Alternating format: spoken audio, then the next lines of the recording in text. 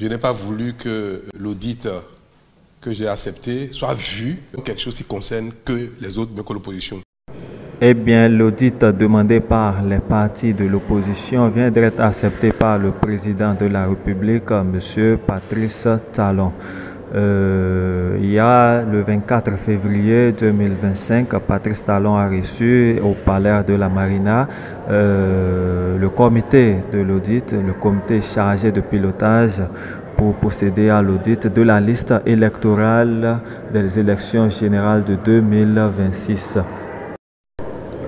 Des grandes décisions ont été prises lors de cette rencontre avec le comité d'audit au palais de la Marina.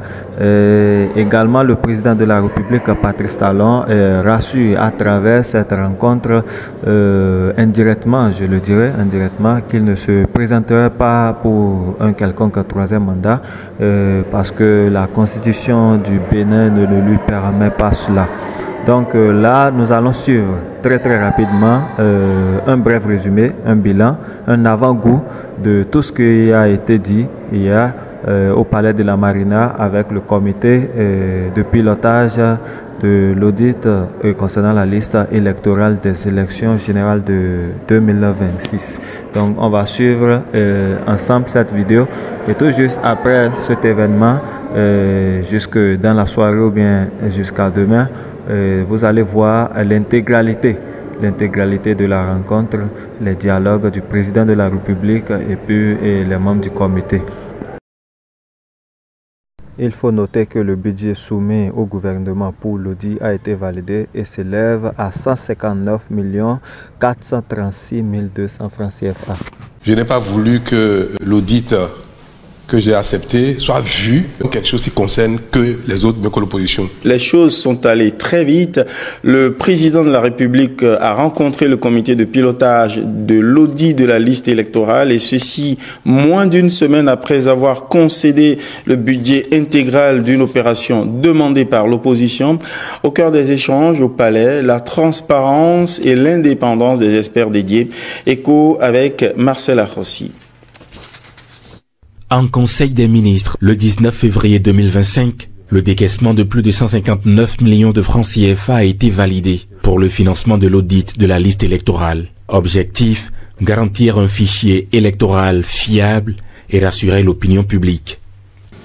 Je n'ai pas voulu que l'audit que j'ai accepté soit vu comme quelque chose qui concerne que les autres, mais que l'opposition. Il était convenable que surtout là où on a touché aux ressources du pays pour faire une opération, qu'on voit bien que c'est avec le cœur, le bon cœur, que nous avons pris cette décision. Donc, chers amis, chers membres de la commission, c'est vraiment avec plaisir et intérêt, enthousiasme que je vous reçois ce matin. À ma demande, je souhaitais vous rencontrer pour vous dire que j'adhère vraiment à l'audit. Que j'adhère à son objectif et que personne ne m'a forcé la main. Absolument. Vous me connaissez, si je ne trouve pas d'intérêt à cela, je ne voudrais pas adhérer à ça. Et ça ne se fera pas. Non. Merci donc j'adhère sincèrement. Et ce n'est pas non plus pour des raisons politiques ni électoralistes que on va utiliser les ressources du pays pour des fantaisies. Donc c'est sérieux. C'est sérieux pour deux raisons. Est-ce que notre outil qui permet de consulter nos concitoyens à l'occasion des échéances politiques, est-ce que l'outil est fiable? Rien n'est parfait dans ce monde. Que ce soit dans un pays sous-développé ou dans un pays développé, rien n'est parfait. Mais est-ce que l'outil a été mis en place de bonne foi?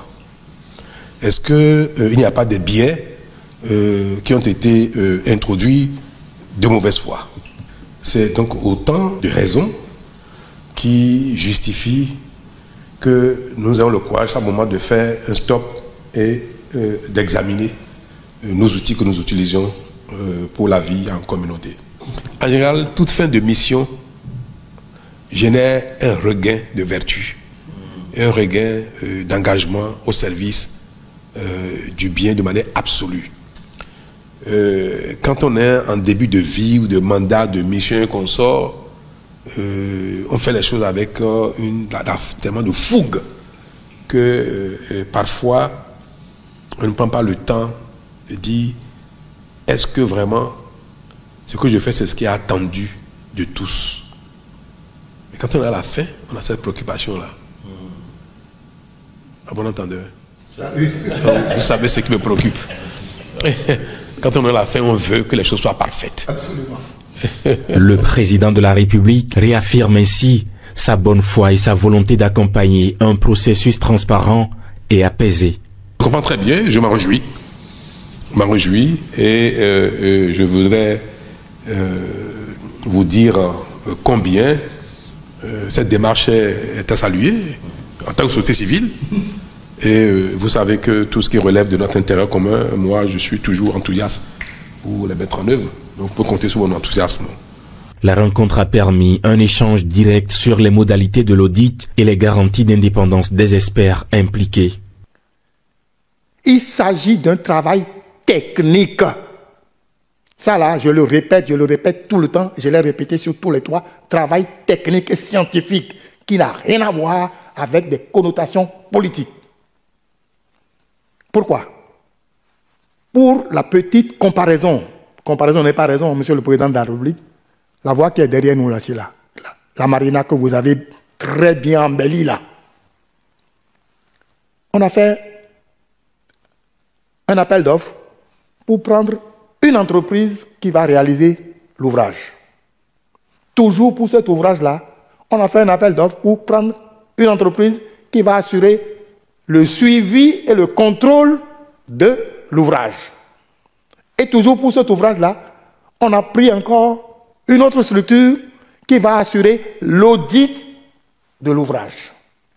Je ne ferai jamais rien qui puisse aller dans le sens contraire de la nation. Jamais. Avec cet engagement renouvelé à garantir la crédibilité du processus électoral, le comité de pilotage entre désormais dans la phase opérationnelle de l'audit. Un travail de fond qui, selon ses membres, se fera en toute indépendance pour l'intérêt supérieur de la nation. Assurer l'audit de l'ouvrage. Je ne ferai jamais rien qui puisse aller dans le sens contraire de la nation. Jamais. Avec cet engagement renouvelé à garantir la crédibilité du processus électoral, le comité de pilotage entre désormais dans la phase opérationnelle de l'audit. Un travail de fond qui, selon ses membres, se fera en toute indépendance pour l'intérêt supérieur de la nation.